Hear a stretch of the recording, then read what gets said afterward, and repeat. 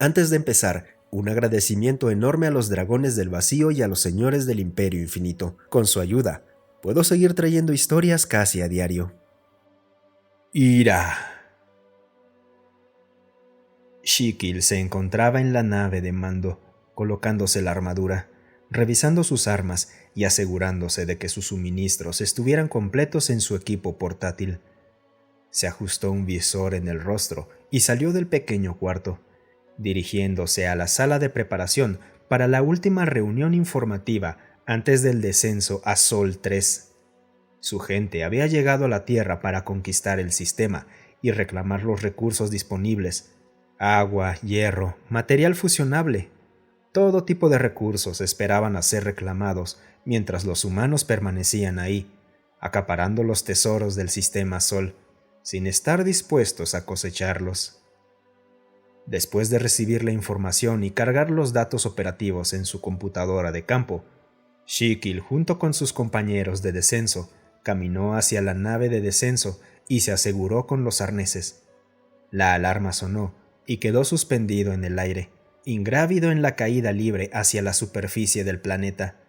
Después de lo que pareció una eternidad, los retropropulsores se activaron y las correas se clavaron en sus puntos de articulación, amenazando con destrozarlo brevemente antes de que la presión cediera. Después de unos minutos, los propulsores de la cápsula se apagaron y ésta cayó unos centímetros al suelo. Las puertas se abrieron y el grupo de descenso salió apresuradamente al extraño aire alienígena. Ninguno de los tripulantes de la cápsula de descenso volvería a casa. Ykret estaba de pie en el puente de la nave insignia de la flota yerviana. La nave Pleria era el orgullo de la flota, habiendo participado en 6 conquistas invasoras. Los seres sintientes de la galaxia tenían la molesta costumbre de dejar los recursos sin recolectar, algo que los gervianos consideraban un desperdicio. Si los habitantes de esos sistemas no recolectaban las valiosas riquezas, ellos lo harían. Sin embargo, este descenso no estaba resultando como Ykret y su gente, los gervianos, habían esperado. Los habitantes del sistema autodenominados humanos estaban demostrando ser especialmente tenaces. Las bajas de tropas ya eran casi el doble de las sufridas en las 2 últimas invasiones, y ni una sola ciudad había sido completamente pacificada.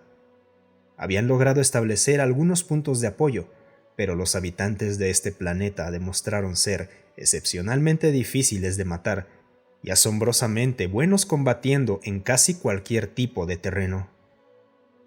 Ykret revisaba los informes. Los humanos eran una pesadilla. Sus tácticas y estrategias eran perturbadoramente variadas. Algunas consistían en brutales demostraciones de fuerza por parte de las organizaciones militares del planeta, mientras que otras parecían ser acciones de grupos civiles independientes, desde asaltos frontales, ataques de francotiradores, hasta tácticas de guerrilla. Había una interminable cadena de informes, cada uno describiendo un plan de ataque diferente, estrategias distintas, tácticas dispares. Después de las primeras semanas, las bajas habían aumentado repentinamente. Los soldados morían por infecciones nunca antes vistas, envenenamientos y fallos en el equipo. Tardaron meses en determinar que los microorganismos del planeta eran a menudo patógenos y que los gervianos no tenían mecanismos de defensa contra ellos. De alguna manera, los humanos habían logrado contaminar la comida o el agua que quedaba de las ciudades, lo que llevó a un creciente número de muertes. Los fallos en el equipo eran casos de sabotaje, ya fuera mecánico o con la misma probabilidad, software encubierto que causaba estragos en los sistemas de control. Según un informe, se perdió toda una instalación de transbordadores cuando un transbordador entrante perdió repentinamente energía durante el acercamiento y se estrelló. El núcleo del motor de la nave entró en estado crítico y la detonación resultante limpió 1 kilómetro entero de tierra, eliminando cualquier edificio o estructura. Ykret evaluó el progreso de su invasión. Había gastado una enorme cantidad de recursos, millones de tropas, miles de vehículos, incontables toneladas de comida, agua y municiones. Todo lo que tenía para mostrar eran montones de informes describiendo los numerosos fracasos de las tropas y el equipo. En algunas partes del continente euroasiático, las tropas literalmente morían congeladas, ya que las líneas de suministro eran constantemente interrumpidas. Los vehículos fallaban constantemente debido a corrupción en el software de control. Las bases y edificios eran acosados sin cesar, a menudo hasta el punto de ser destruidos. No era raro que bombas caseras fueran enviadas con pequeños drones voladores, los cuales se estrellaban contra las bases, causando daños y perturbando las operaciones. En América había informes de que algunos humanos cazaban a los gervianos como si fueran animales de presa. Más de unas pocas patrullas habían sido encontradas colgadas de los árboles, atadas de cabeza. En una de las redes de datos que los gervianos habían logrado interceptar, se llevaba un conteo de cuántos de sus soldados habían matado, como si fuera algún tipo de juego. Incluso había reglas sobre qué contaba como una muerte válida. Estaban matando a sus tropas como animales, y esos malditos humanos tenían que restringir los métodos para hacerlo más desafiante. Ygritte compiló las pérdidas en materiales, recursos y vidas. Envió los datos al mundo natal, junto con su recomendación de retirarse. Los humanos eran enemigos devastadores. El incidente final ocurrió cuando recibió un informe sobre una base operativa que había sido completamente invadida. Todos los recursos utilizables fueron removidos, y lo único que dejaron atrás fueron los cadáveres de los soldados gervianos. Cada uno de ellos había sido asesinado con un arma hecha de una planta nativa llamada bambú. Ygritte había recibido la orden. Las pérdidas de recursos no eran congruentes con el progreso logrado. Invadir la Tierra era una proposición perdida. Entonces se emitió la orden de retirada. Las tropas regresaron a las naves en transbordadores, que apenas eran funcionales, y los cuales aún sufrían fallas por corrupción en su software. Una vez que el planeta quedó libre de tropas, la flota salió del sistema y realizó el salto al hiperespacio. Unos días después del viaje de regreso, llegó un comunicado desde Gervia. La Pleria, junto con el resto de la flota, debía permanecer en órbita y las tropas debían pasar 2/10 de una órbita a bordo en cuarentena. Considerando los microbios de la Tierra, Ygritte consideró que era una decisión sensata. La flota salió del hiperespacio y comenzó a orbitar Gervia.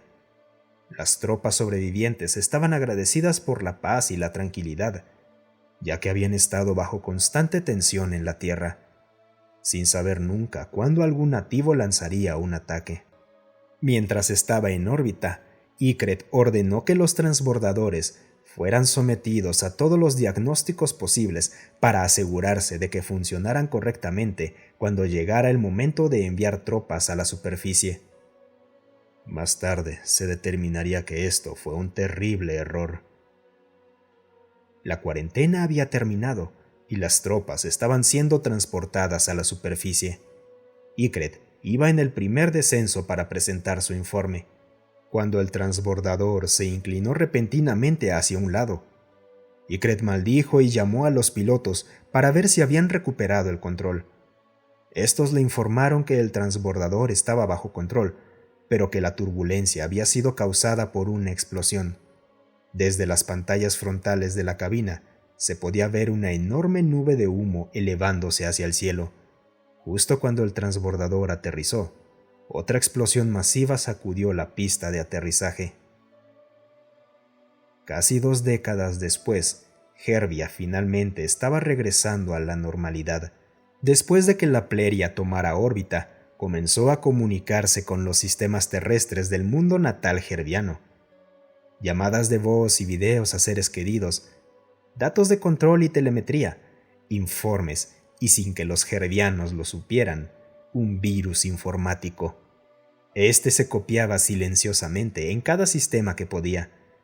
comenzando con los controles de los transbordadores y abarcando todos los sistemas de datos del mundo natal gerviano, hasta infectar cerca del 80% de las redes de datos. Cuando el temporizador incorporado del virus llegó a cero, este comenzó a matar procesos al azar en cualquier sistema que estuviera infectado. Transportes cayeron del cielo, plantas de energía se apagaron o colapsaron críticamente. Vehículos terrestres se descontrolaron o dejaron de funcionar repentinamente. El número de muertos fue enorme. Grandes extensiones de tierra quedaron inhabitables debido a la contaminación radioactiva o química. Los servicios de emergencia quedaron paralizados por equipos no funcionales. Las comunicaciones casi se detuvieron. Las redes de datos quedaron inactivas cuando el hardware que las sostenía falló. Las industrias se detuvieron. Millones murieron en el caos que siguió. Millones más murieron de hambre porque los equipos automatizados y computarizados de agricultura dejaron de funcionar. Lo poco que se había logrado cosechar era muy difícil de transportar. Entonces estallaron disturbios, cobrando aún más vidas. Cuando finalmente se analizó una muestra del virus, se encontró una línea oculta en el código, escrita en común terrano.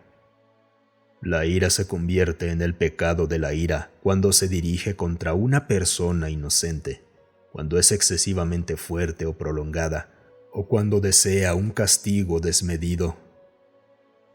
Muchas gracias por escucharme. Si te gustó el video, considera darle un me gusta y dejar un comentario para alimentar al algoritmo.